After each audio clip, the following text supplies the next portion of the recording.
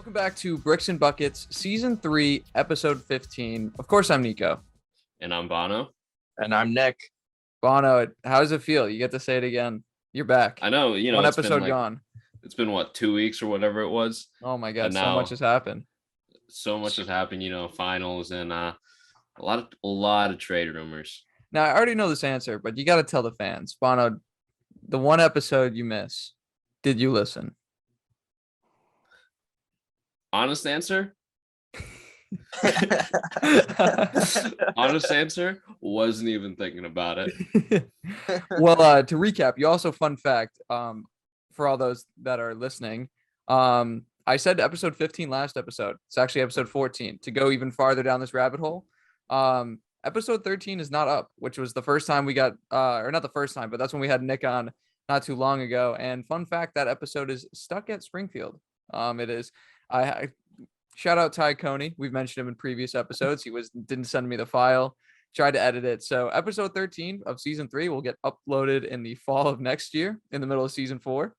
But Bono, to update you, I mean, we talked about the Christian Wood trade. We talked about the finals, our thoughts on game 6, and how me, Nick, and Rob thought there was going to be a game 7. Sad Celtics fans. But there's a lot that's gone on. So I want to jump right into it.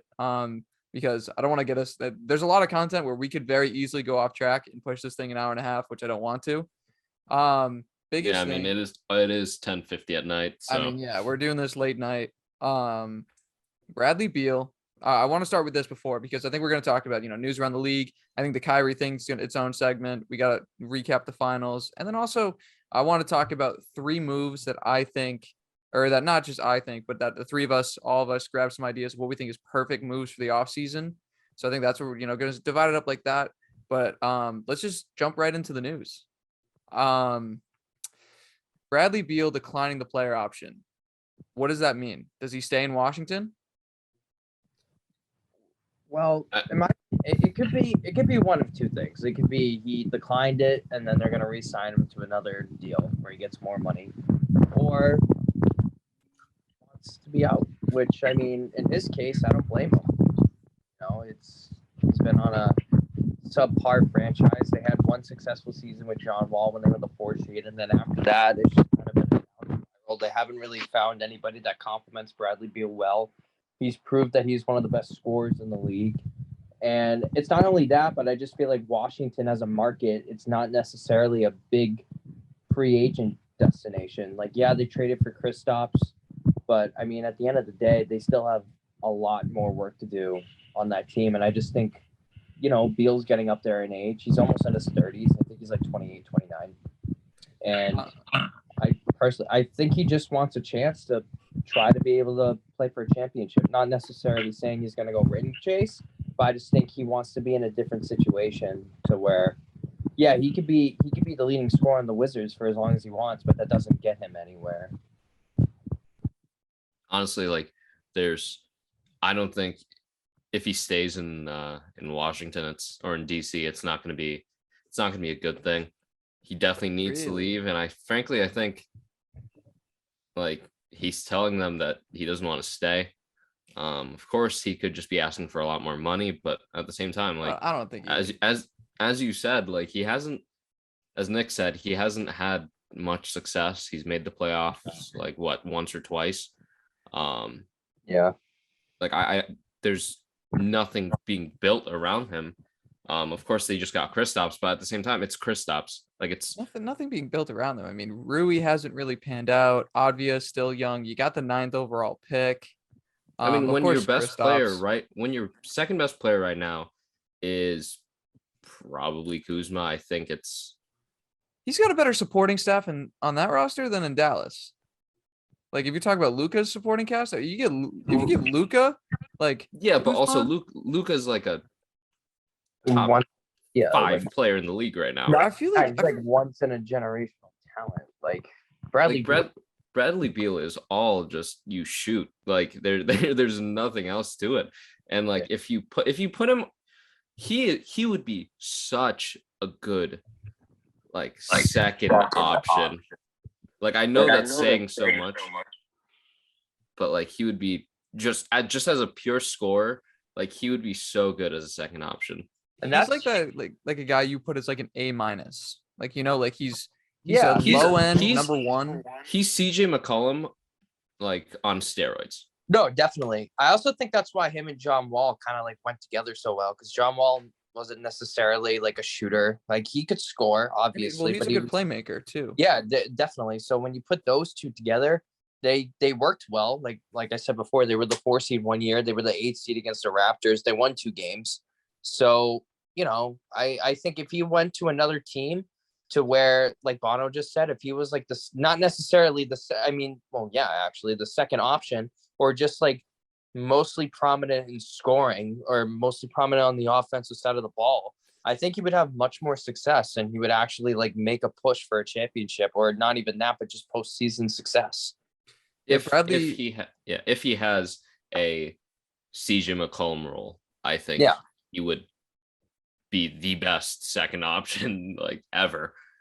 Bradley Beal described free agency as crazy, probably, like it always is. And someone asked about his situation, and he says crazy, probably. Guys, throw out a percentage of how likely it is he leaves Washington. I think it's low. I think there's a 25% chance that he's leaving. I think it's a good fit over there. I think Washington wants to build something around him still.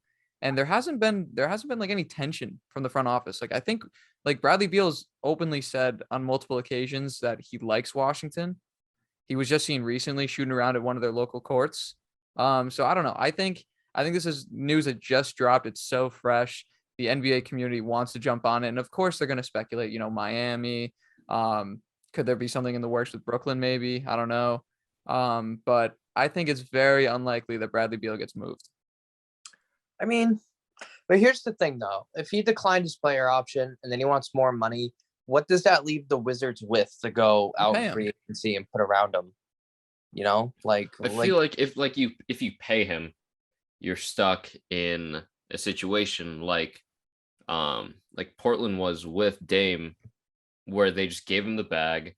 They had a decent supporting cast, but once a few of them left, like they couldn't sign anyone else. yeah, if you expect some growth out of the roster, you have the 9th overall pick. I mean, you finished 12th in the conference, 35-47, and that's with Beal missing significant time.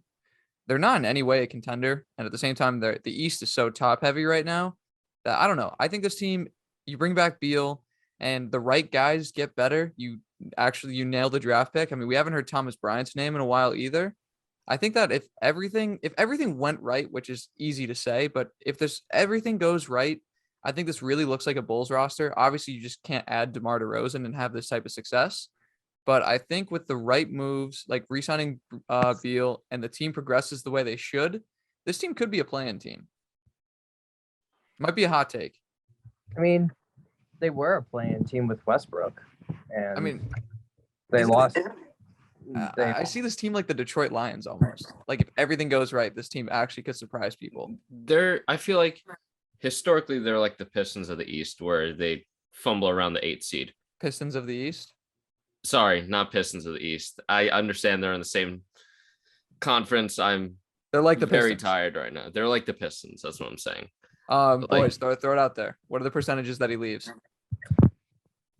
If I'm I would give it like a 60%. Oh wow. I'll just flip a coin and say 50. Okay. Well, there you go. 25%, 50, 60. Because you have a valid point about him. Like, I don't know, like, you can like playing somewhere. Don't get me wrong. Like, but at the same time, like there comes to a point when you're a player and you're so competitive, and when you're just in like the mid ranks every single year, you want to take that next step. You want to have some success in your career, because Beal can win scoring records. He could be an all-star for like obviously every year. That's great for him, but at the same time, like if he's on a losing team every year, like you have to like frustrated at some point. Yeah, I mean, I agree with you there, but I just don't see him leaving. I think it makes too much sense to stay. But let's talk about another guard hitting the market. Really big news, because I mean, we heard that there was some, they weren't agreeing well between the front office and Kyrie. Front office very hesitant to give him a max deal because of everything that happened this year. You can't really trust the longevity of Kyrie Irving. And it just came out that, the three expected front runners, Lakers, Clippers, Knicks. Gonna throw this to Bono first. Kyrie going to the Knicks? I don't think so. Would you want that? I also don't think so. Amazing player, of course, as I stated previously, and I wholeheartedly believe this. When he chooses to play and when he can play, he's a top 10 player in the league. Like, I don't doubt that. I don't doubt that he would be good on the Knicks. I just think the team itself, or the Knicks team, just needs to develop over time. You take shots away from RJ, you take shots away from Obi Toppin, who has been developing slowly but better each year. I just think that if you put a guy like Kyrie on there, where it's a me mentality, and it's not necessarily like, oh, I enjoy playing here, I just want to be the main guy, if that makes sense. I feel like that'll take away from the team. Personally, I'd like to see a guy like Donovan Mitchell there, but that might be just New York bias. But Bring him home. Yeah, bring him home. Yeah. Nick, Kyrie to the Lakers. Oh, okay. That means biggest- Russ goes to Brooklyn. Yeah, Reunite him. Is that I don't like it. That I don't know. Like, that's the thing with me too. Like, Kyrie to LA, like, it really makes no sense to me because he's already came out publicly.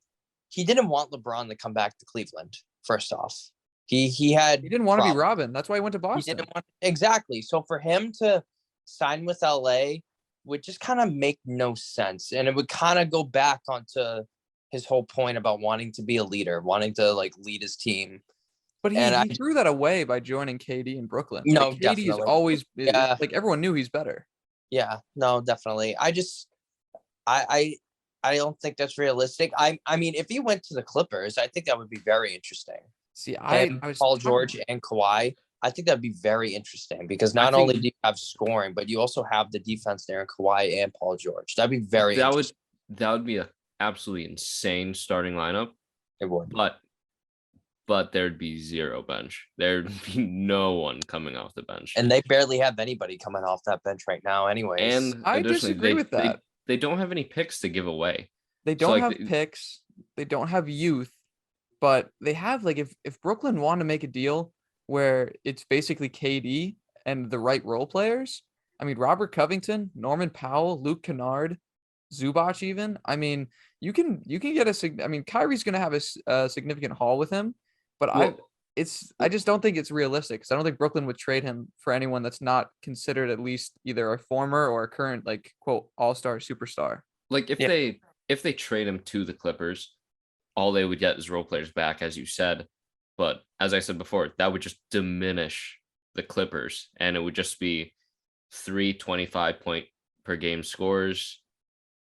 And honestly, they can't play 48 minutes every night. So where do you guys think he fits best? Do you think it's one of those three teams? Do you think it's Brooklyn? Do you think it's another team? Because I've got a team in mind that I want to talk about a possible trade, but I want to hear you guys' thoughts first. You see, I don't know. I think Nick, when I say this team, like, I think you're gonna agree with me on this. I think you're gonna like it. I want to hear your team. I want them to go to Orlando. Well, I mean, they have the assets, but they have the assets. They have the youth where they can just give them away. And you had Kyrie. Are they an immediate threat though? No, they're not.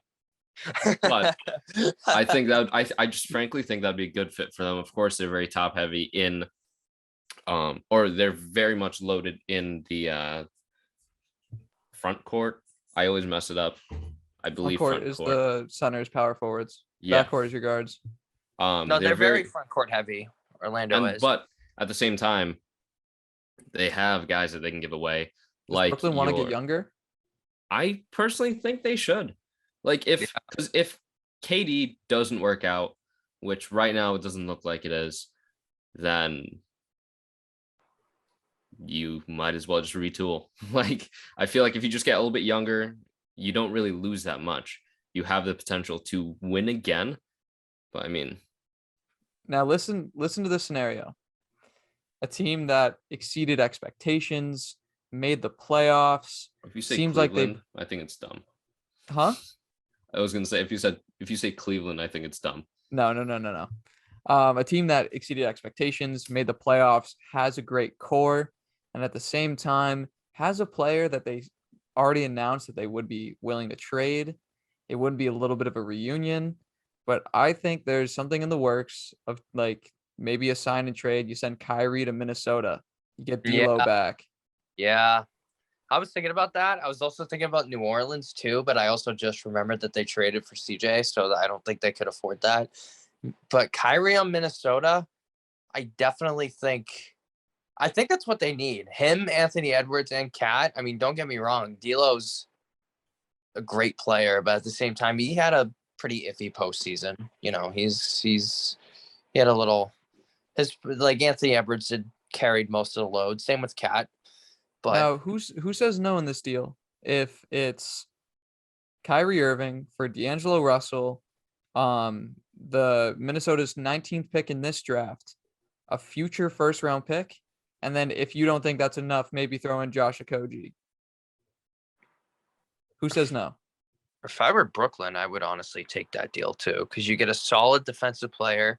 You get a player that you already know his capabilities, who had one like his best years on that team already, and you get draft picks back. You get draft compensation. What pick do they have this year? Minnesota 19, has 9. right? I mean, Minnesota has a decent amount of picks this year. You get a mid-level first rounder, which this is a really good draft class this year too. So they would Minnesota get has 3 second-round picks. If I were Minnesota, I would definitely try to splurge for Kyrie Irving. I think it makes sense. I I think do- I I would. mean, I like I think Orlando. out of every team, I think Minnesota would definitely be a good landing spot. Just my one concern is like I very much care for development of young players. Who's young on that team? And mainly Anthony Edwards. You throw in Kyrie, I don't necessarily know how many shots he'd be able to take up, especially with Towns being arguably the best offensive center in the league right now. It hurts you defensively. But then It again, does hurt D'Lo you wasn't giving you defensively. anything defensively. It does, but at the same time, compare him and D'Angelo Russell. I mean, is that really much of a difference in I mean, like? D'Lo's younger. D'Lo struggled to find a home, but when he was in Brooklyn, he was the talk of the town. Yep. And I mean but that Brooklyn team was just a fun team to watch. I think Kyrie could take a back seat to Anthony Edwards. I mean, it's like you're But coming in like I don't Anthony. I don't think he'd want to. Like I feel like he'd come in and be like, "Oh yeah, I could do it," but then in half a year's time be disgruntled, being like, "Oh, I want to be the main guy," and this young kid is ruining it I for don't me or think something like he that. would say that though, because he joined a team with Kevin Durant already, and he just I when think there's enough he was ball the, movement on that team to get each of them like for Cat, Anthony Edwards, and Kyrie. I think each of them can score 20 a night. Like I don't think that's too outrageous to say. Like think about it. I mean, yeah, I mean, granted, Curry, Clay, and Wiggins is definitely different, but you're talking about what Curry was averaging over 25. Then you Mhm. have Poole, Clay, and Wiggins, who all average somewhere around 17. Like Draymond with like 4. I know. I mean, not everyone's going to eat, but I think there's definitely enough food on the table for Kyrie, Anthony Edwards, and Cat. I think it could work. Will it happen? I mean, I don't know. I'm not a GM. I personally think that it's going to be one of these like mid to lower seeded teams that are going to make a push for him. I definitely think it's going to be one of those teams that gets him 100%. I don't. What do you think is Brooklyn's main asking piece for? Like, is it like it's got to be something that like a younger asset, but one would that be also has high expectations? I mean, also at the same time, like You're in win now. would it be another guard though? Because they could just have Simmons play point. Because he played point in Philly. I mean, that's true. You I know? forgot Simmons was on that team. Gonna be Yeah. honest. There Well, was yeah. a trade. There's a trade that had him going to Utah for Rudy Gobert. Bleacher Report tweeted about that. I think that's so crazy. What, Kyrie? No, Ben Simmons. Going to Utah for Rudy? Yeah. Damn. But that From actually brings me to a good point. Unless anyone wants to add more on Kyrie, I want to get into thoughts on the finals and the big one. 3 perfect moves we think need to happen this offseason. So do we have anything else on Kyrie? honestly, I don't think so. For me, No, I like I said before, I feel like I actually really like your Minnesota take. I Personally, knew it. I knew it, guys. I completely agree. I agree because There's too much agreeing. I don't like this. All right. I just we want gotta to get see. I want to see him go to a stupid team, just a weird Sacramento. Here we team out of the come. blue. Sacramento. Oh, that would be so odd. the Kings. But they don't trade De'Aaron Fox. Oh, that'd be so bad. That would They be trade. They trade Sabonis. Oh, oh. All right. So let's send it over. Let's wrap up our thoughts on the NBA Finals. Oh God. All right. So NBA Finals behind us. 3 episodes of us talking about the finals. We had an episode with our predictions, which I need to re-listen. I don't know if I said Warriors in 6. I know Bono, you were saying Warriors in 7. Although I, obviously room for the Celtics. So what happens? We get on, we record 2 hours before game 6. Me, Nick, and Rob all say that the Celtics are going to push it to a game 6. I make a comment saying Adam Silver's not in the building. They're not going to allow this. They're not going to allow the Warriors to win without Adam Silver there. Completely wrong. But to be honest, Celtics did it to themselves. They couldn't stop the Warriors. They looked pretty beat up in that 6th game, which I guess you can somewhat attribute to just the absolute hell of a playoff road they had. I mean, they were tired, and the Warriors were just running circles around them, and they just couldn't hit shots. So for the Celtics, I mean, I'm not really worried. I don't think there's a lot of rumors that they should add a big star. I don't really think that's the way you go. I think you just, you add the role players you need, which I'm going to mention one, spoiler alert, and 3 offseason moves I think need to happen. But the Celtics got outplayed, plain and simple. Blame part of it on the tough road, but the Warriors, they earned every part of this ring. No, I was salty for the first night. I definitely feel like it was a series that the Celtics could have won. Personally, I mean, they won 2 games, and I think if they just played a better brand of basketball, if they held on to the basketball, I feel like Game 5 would have been a whole different story if they came out and won. If they forced Curry, they forced Curry to have his bad game that they needed, and Andrew Wiggins, granted, had a great game, but if they held on to that lead that they took by the end of the 3rd quarter or midway through the 3rd quarter, I feel like it would have been a much, much different series coming in the game 6 in Boston. I think they definitely would have had a better chance. And I just kind of feel like after that game 5 loss, they were kind of like I don't know. And then coming out in game 6 and having 22 turnovers, it's just Tatum over 100 turnovers in the finals. I know, and Tatum had the most turnovers in NBA playoff history. Also, though, I mean, he has the 3rd most three-pointers made in an NBA Finals run, behind Clay and Curry. So, but I still don't think that matters if you turn over the ball. No, I know that many turnovers times. were terrible. It was so painful because some of them are so bad too. It was sloppy. It was sloppy. I just feel like that they were trying to do too much. They were trying to outscore the Warriors just because they knew that the Warriors are the Warriors and they're just going to be making these ridiculous 3-pointers. And I feel like they were just trying too much to move the ball, to just put the ball in the basket. And it just resulted in sloppy passes and bad vision. And it was ugly. The Celtics, they're also really good at just absolutely disappearing. Like the 3rd quarter was a problem all through the playoffs. Actually, there was one game where it helped us, where we actually, we're down and it helped. I say we, trying to stay unbiased here. But there's one 3rd quarter where the team actually came back and they, I think it was game 1.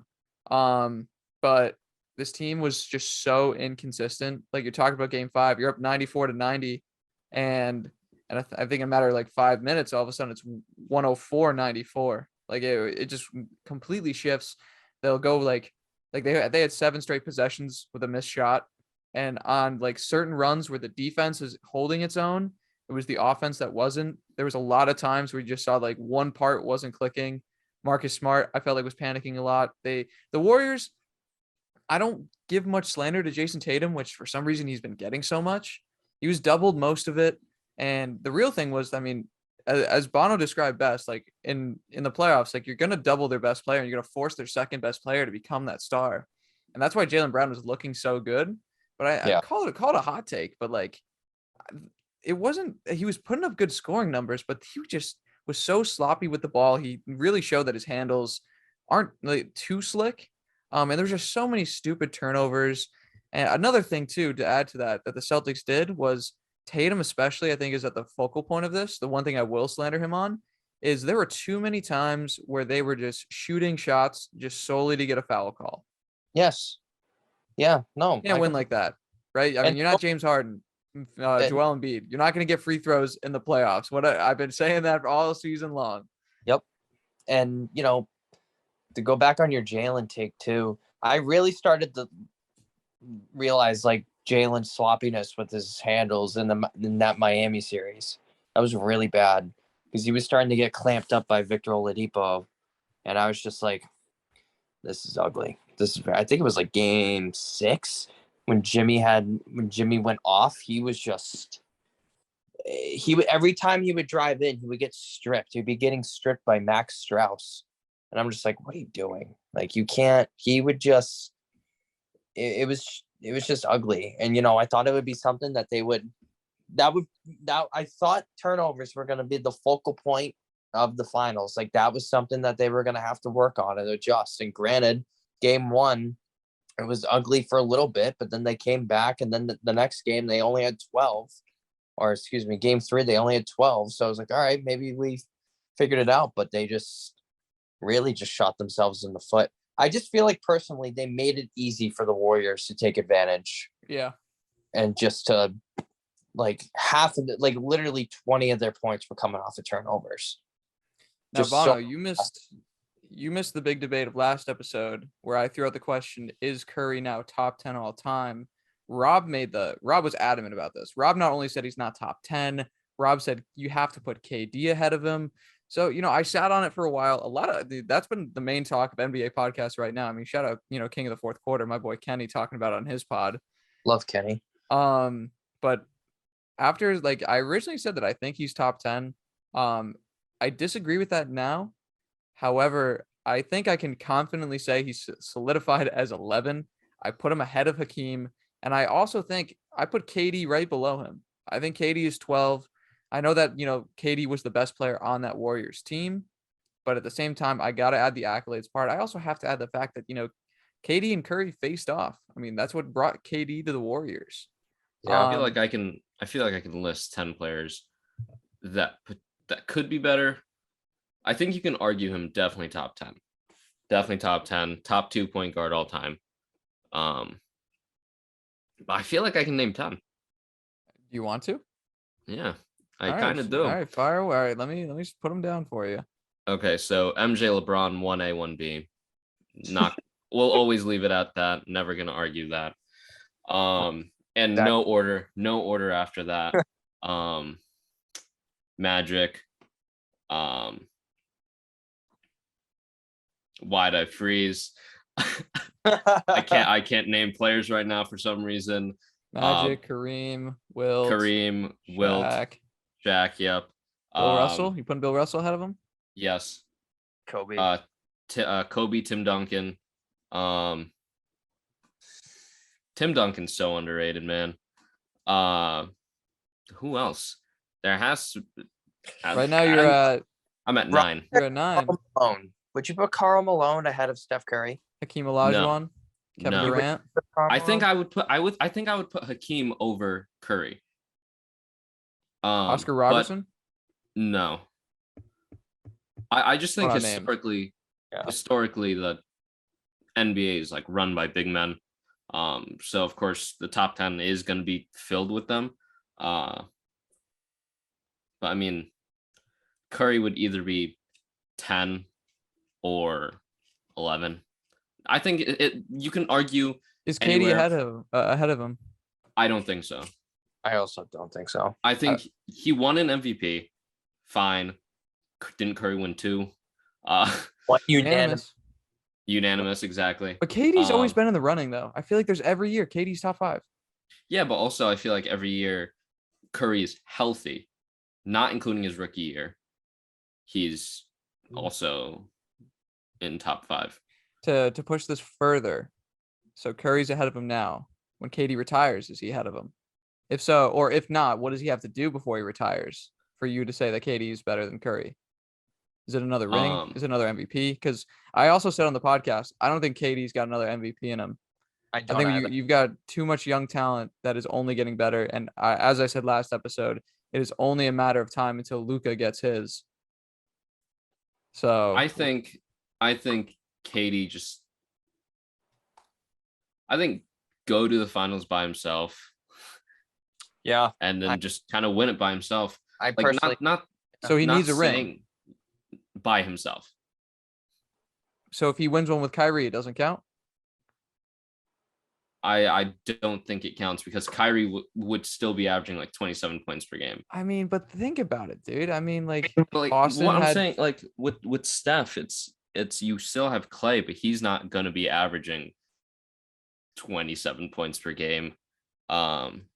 Steph won it without KD. He won it with Clay, Draymond, and Harrison Barnes. I think he is better.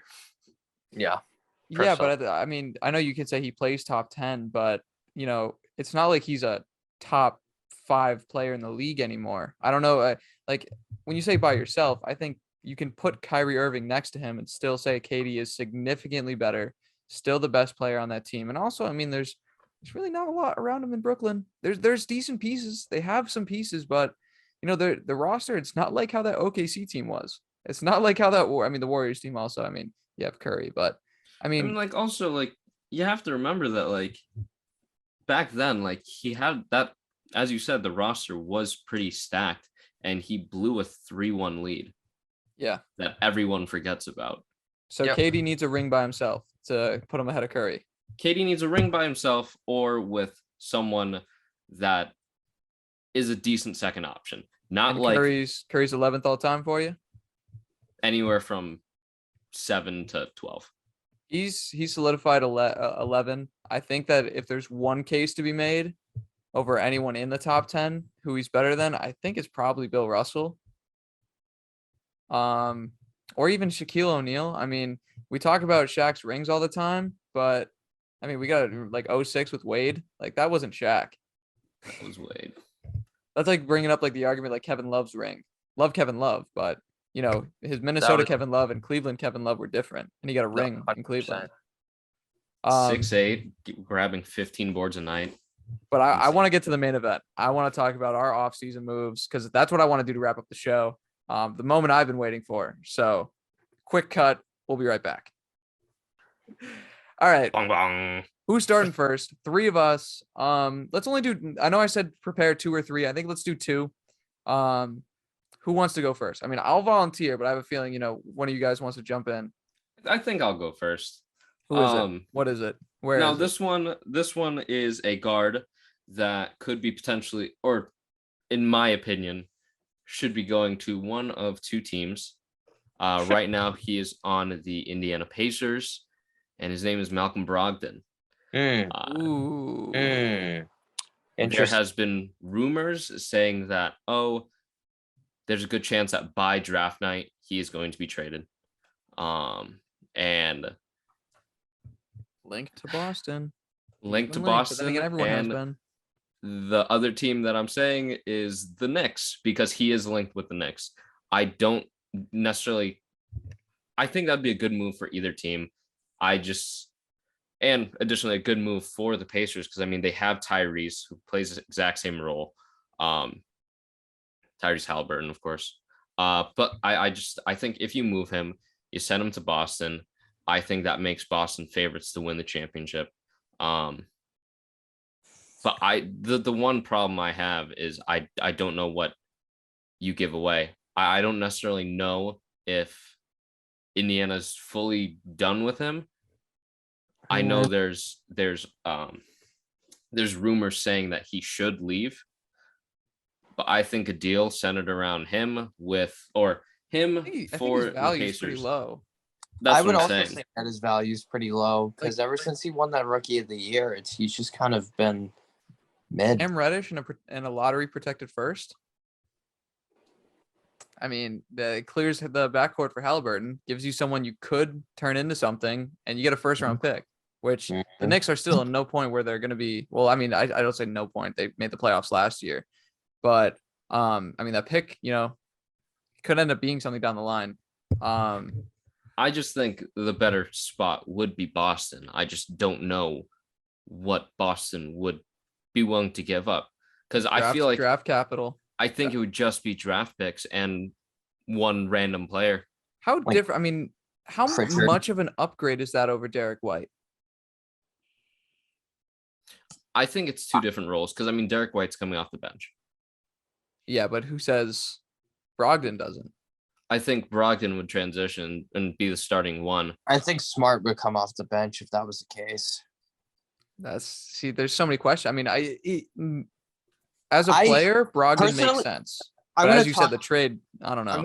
I'm gonna say this as a Celtics fan. If the Celtics managed to get Malcolm Brogdon, I think I would be 10 times more comfortable Malcolm Brogdon bringing up the basketball to Marcus Smart. Oh, 100%. Don't get me wrong, I love Smart, but ball handling and scoring wise, not there. I think you have to give up Pritchard in that deal. I would give up Pritchard in that deal. Pritchard, Neesmith, and like another and some picks. I mean, there's a future. Even Grant. Maybe even Grant. Yeah. I think you either give up Pritchard or you give up Derek White. It's one or the other. You can't give up both.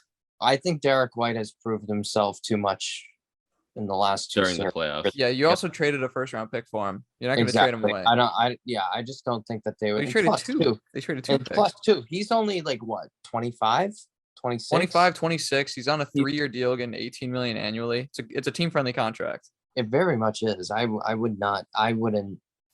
And granted, I mean, also too, you got to think Malcolm Brogdon's like already 28. Like he's getting up there. Now, what if I went a different route? Because I'm gonna jump in now, talk about a trade that I think makes sense for Boston.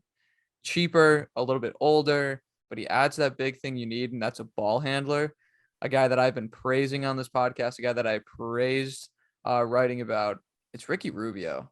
I mean, the one big fear is he's coming off an injury, a big injury where he kept him out for Cleveland. But Rubio is just the guy that he doesn't need to score. He's not going to give you much defensively, doesn't give you much shooting wise, but he's a fantastic playmaker. It would just be, I mean, putting him next to Smart, I don't think is a terrible idea. But I don't know. I think it's worth a shot, and it's also not a big risk. It's not going to take much to sign Ricky Rubio. No, I just think for what the Celtics need, it fits. No, definitely not. I wouldn't be opposed to that. I mean, it's not too exciting. You're not very happy, but like it's. I mean, Grant. I mean, this team just made it to the finals, so you don't expect them to really try to make any big. They're probably going to try to run it back with the same group that they had, just a few minor upgrades. Bono, Ricky Rubio to Boston. I mean, I feel like this also enhances like my my Malcolm Brogdon take, mainly because of course he's in Indiana right now. I think if you can't get Brogdon, it's his player. He has a player option, of course. Really, it's just Ricky Rubio is like the Aldi version of that. Like, exactly. You can't get Brogdon. I think if you can't get Brogdon, you try to go get Rubio. But I don't know. I think it's definitely a great fit. But that's purely just playmaking, which I really think Boston needs. And just as Nick said, with him being way more comfortable with Brogdon bringing the ball up, I would be so much more comfortable with Ricky Rubio bringing the ball up. I agree so much. He has never been on a contending team. I could be wrong on that, but I highly don't think so. So I feel also for him too, him being in that situation to where he could possibly finally win a championship. Was he in the Bubble Suns? He was. I think that's the most winning he's had. Yeah. Minnesota. He spent 2 years in Utah, to be fair. But I think the year he left to go to Minnesota was the year that they were the 1 seed. He was good in Utah, though. He made Donovan Mitchell look like Well, Dude, I mean, Donovan Fifth Mitchell. in the 13 fifth and in the 9. Western Conference. Yeah, like 13-9. That's what 13 you and want 9. from a playmaker. 100%. Nick, what's your move? What's your next move? Who's going where? So I know a lot of people have been talking about the Jazz a lot, and there's two main players on that team that a lot of people think that are going to get moved, either Rudy Gobert or Donovan Mitchell. And personally, for me, I think that if the Utah Jazz want to move on, I think you have to get rid of Rudy Gobert. Oh, I like where this is going. And for me, you don't like this take. You don't at all. Uh-oh. Maybe I don't like where this is going. You got to trade him to the Atlanta Hawks. Okay? Now, hear me out. Hear me out. Okay? Hear me out. You have Trae Young already. Great scoring guard. You have the offense. You've shown it. You made it to the Eastern Conference Finals once.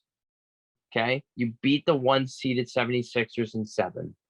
If you go out and you get a guy that doesn't average doesn't really bring you that much offensively, but is a 2-time Defensive Player of the Year winner, and you have cap room, I don't see why they would not try to at least go out and get him. And for Utah, and the only reason why I feel like Atlanta would be a landing spot for Rudy Gobert is just because Atlanta is a young team and they have a lot of assets that Utah could take in and convince Donovan Mitchell to want to stay in Utah. Personally, for me, granted, it makes Atlanta, a better team personally, but to me too, I also think that it makes Utah more appealing because if they got John Collins out of that deal, I think Donovan Mitchell would want to stay and try to play with like a John Collins or I'm blanking right now. Oh my god. Anyways, I just think I know you have a couple of other teams, but personally, I'm about to pull one out right now. Who are you gonna say? Just hold on before you say anything. Yeah. My one question with that is how much more do you value Rudy Gobert to like Clint Capella?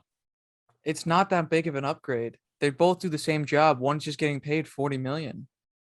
And 3 inches taller. Like and I is seen as an offensive liability. It seems like there's like this is where I'm going to transition and into can't my catch. I'm going to transition this perfect because I think it makes sense for all the wrong reasons. A team that has been so bad. Bono already knows what I'm about to say, but a team that's been so bad, they make a win now move at the deadline, and they've got some assets and a guy that is seen as an offensive liability, someone that I don't really think is worth trading for with that, what he's been showing us and what he's, his current price tag.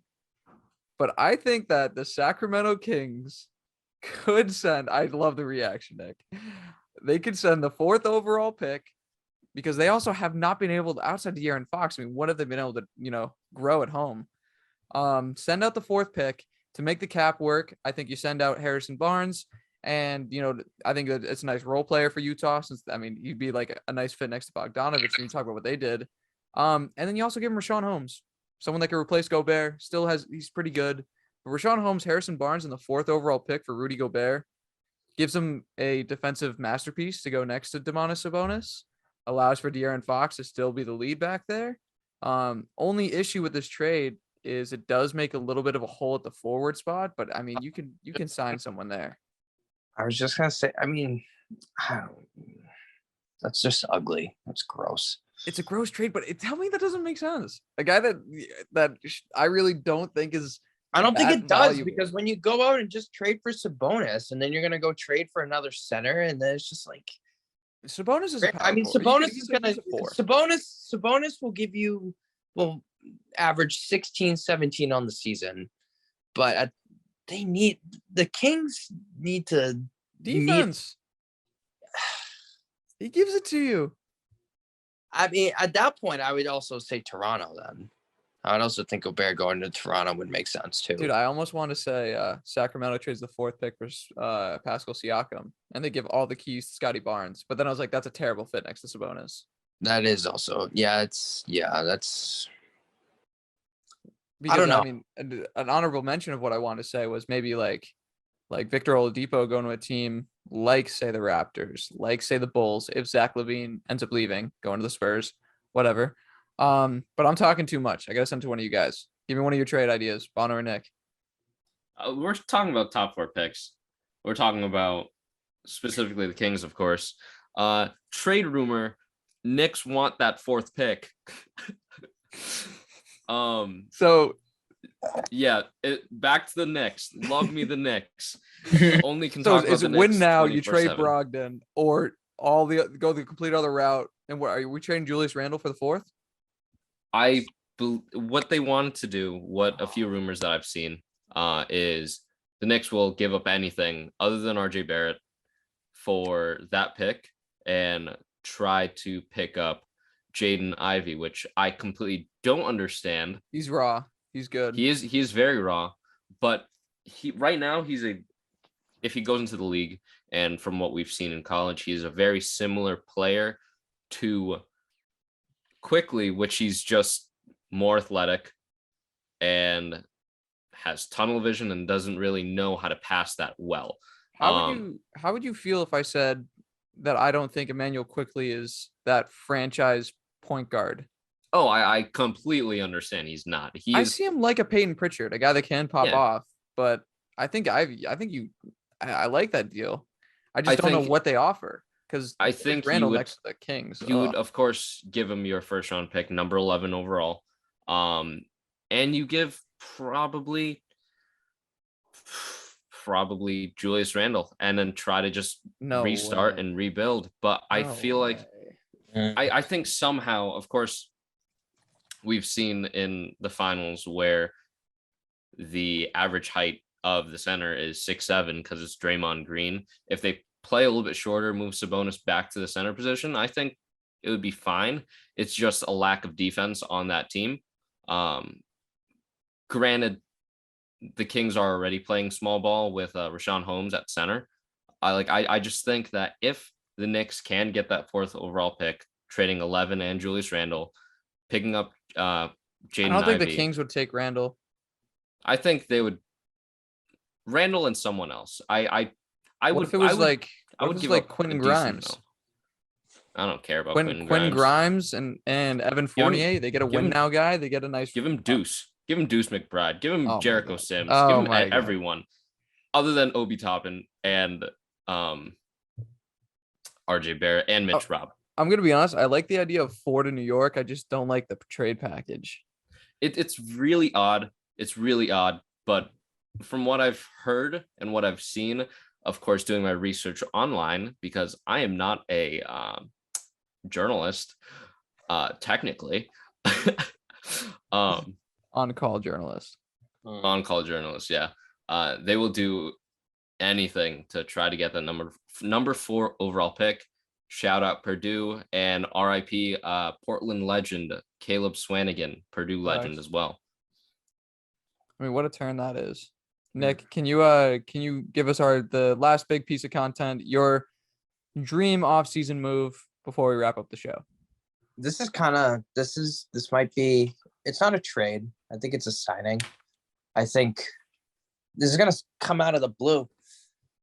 I think Zach LaVine's the Portland Trailblazers, personally. I think Portland needs to finally show Dame some respect. Granted that, I mean, I just think that they need to get the CJ McCollum replacer. And I think if you get someone like, I assume it's going to be like a 75% chance that Zach LaVine goes back to the Bulls. I don't see why he wouldn't. San Antonio Spurs. The Spurs, yeah. But I also feel like it would be a good fit in Portland. He showed he could be that second option.